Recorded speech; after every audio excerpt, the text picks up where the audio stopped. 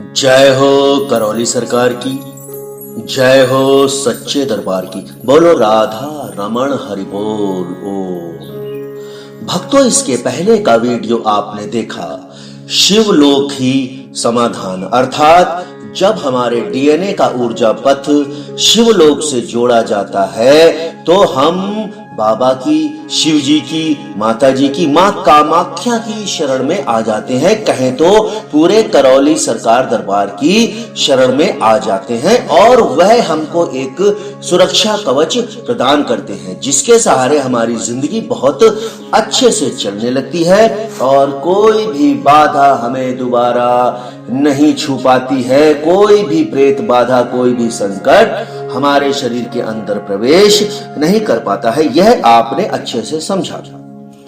तो आइए भक्तों, आज के इस वीडियो में हम करौली सरकार से समझेंगे जो प्रेत का असर होता है, जो संकट बाधा का जो असर रह जाता है, असर कहें तो जो थोड़ी सी भी प्रभाव, जो थोड़ी सी गंदगी रह जाती है, अब वह क्या है। अब यह तो आप सभी को मालूम है कि असर क्या होता है।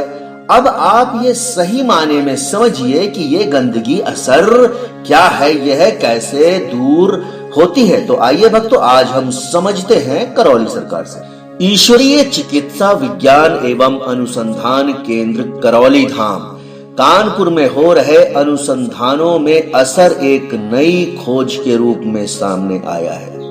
जी हाँ भक्तों, यह बात हो रही है आपके करौली सरकार धाम की, जिसको कि ईश्वरीय चिकित्सा विज्ञान एवं अनुसंधान केंद्र भी कहते हैं। करौली धाम कानपुर में हो रहे अनुसंधानों में असर की एक खोज के रूप में सामने आया है। कानपुर में हो रहे अनुसंधानों में असर एक नई खोज के रूप में सामने आया है। कहां पर?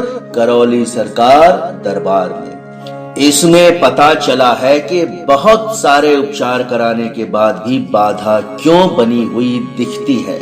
आपकी बाधाओं का भस्मीकरण एवं संहार आपके द्वारा किए जाने वाले सिद्ध हवन के समय दरबार द्वारा किया जाता है।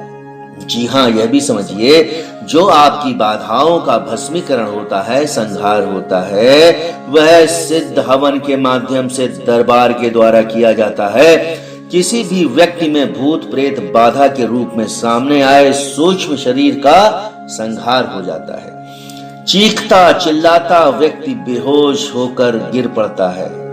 दरअसल उसका संहार होते ही उस शरीर की ऊर्जा में कमी आ जाती है।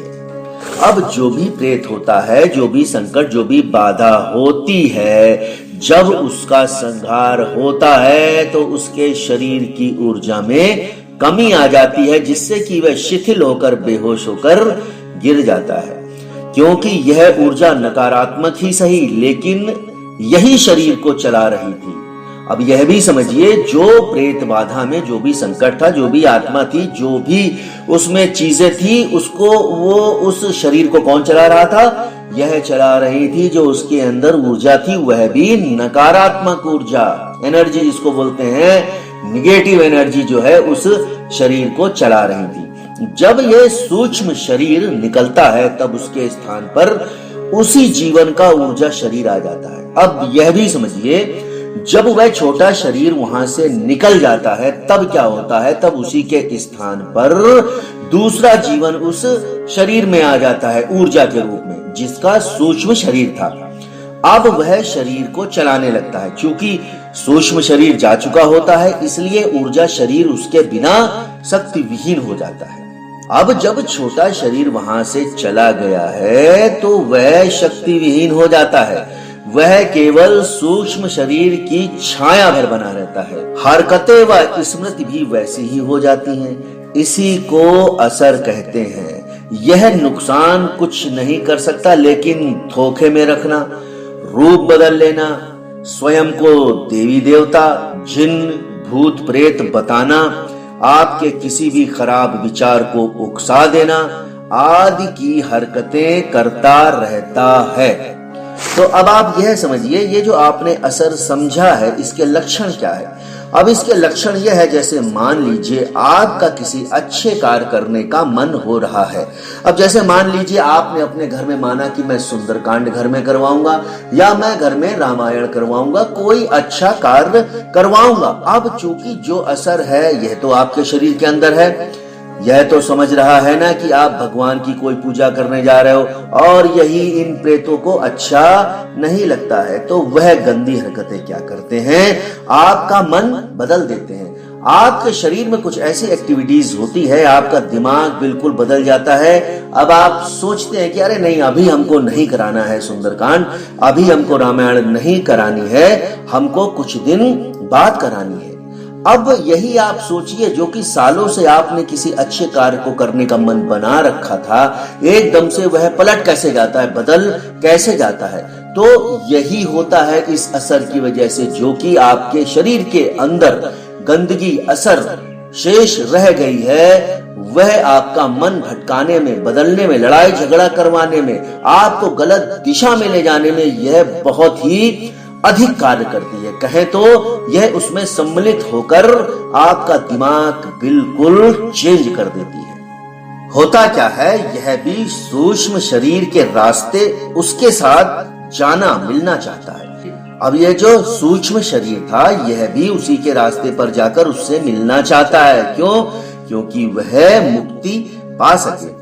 इसीलिए वह पीड़ित के डीएनए से बाहर निकलने तक परेशान रहता है। जब तक जिसको संकट है, जिस भी सदस्य को संकट है, जब तक यह उस शरीर में से निकल नहीं जाता है, तब तक यह छटपटाता रहता है, तड़पता रहता है, वह निकलने के लिए परेशान रहता है।